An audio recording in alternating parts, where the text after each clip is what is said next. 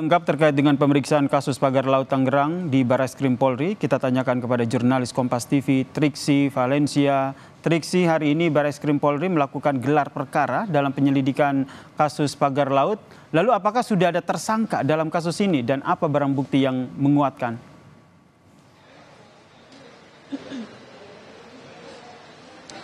Iya, terkait dengan tersangka tentu saja dari penyidik ini harus memastikan terlebih dahulu apakah kemudian ada unsur pidana terhadap dugaan kasus yang saat ini sedang dilakukan gelar perkaranya, yakni terhadap dugaan pemalsuan dokumen sertifikat hak guna bangunan dan juga hak milik di perairan kawasan Tangerang, Banten. Nah, terkait dengan dugaan pemalsuan dokumen ini berbicara tentang penyalahgunaan wewenang. Nah, selain itu juga yang didalami adalah terkait dengan dugaan pencucian uang yang dilakukan pada saat penertiban dari sertifikat tersebut. Jadi ada dua dugaan yang kemudian saat ini sedang didalami oleh penyidik, di mana kalau tadi sudah disebutkan ada 7 orang saksi yang dilakukan pemeriksaan pada hari Senin kemarin, ini juga merupakan kelanjutan dari pemeriksaan terhadap saksi-saksi sebelumnya, yakni adalah dari kantor jasa surveyor berlisensi dan hingga Pemda Banten.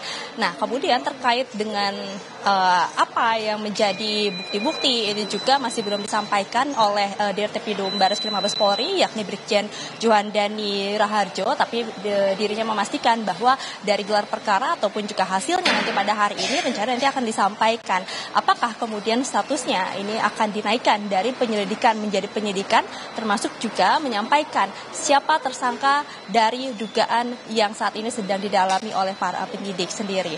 Nah, kalau kita melihat sebenarnya dari 7 orang yang sebenarnya dilakukan pemanggilan kemarin di Barreskrim Mabes Polri untuk dilakukan pemeriksaan, dari jabatan-jabatannya ini tidak berbeda jauh dengan ataupun juga ini dugaannya adalah orang-orang yang sama yang kemudian sudah diberhentikan tugasnya ataupun juga diberikan sanksi berat oleh Menteri ATR BPN Nusron Wahid pada waktu itu yang sudah disampaikan di depan DPR.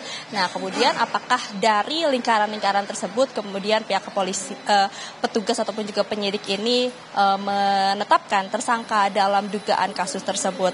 Nah, kalau kita melihat juga terhadap pasal-pasal yang disangkakan terhadap kasus ini ataupun juga dugaan ini ada 2 pasal sebenarnya. Yang pertama pasal 236 KUHP terkait dengan pemalsuan surat, khususnya pemalsuan akta otentik, dan juga yang disiapkan adalah tadi yakni undang-undang tentang pencegahan dan pemberantasan tindak pidana pencucian uang, karena dugaan mengalir adanya TPPU adalah ada pihak-pihak yang kemudian berkaitan, ada pihak-pihak yang kemudian yang membantu ini bisa terbit dari sertifikat hak milik dan juga hak guna bangunan. Maka dari itu terkait dengan status dan juga tersangka yang nanti akan ditetapkan, kita akan nantikan hasil dari gelar perkara yang dilakukan pada hari ini oleh Barreskrim Polri. Yasir. Terima kasih Triksi Valencia atas informasinya terkait dengan Barreskrim Polri yang melakukan gelar perkara terkait dengan kasus pagar laut di Tangerang.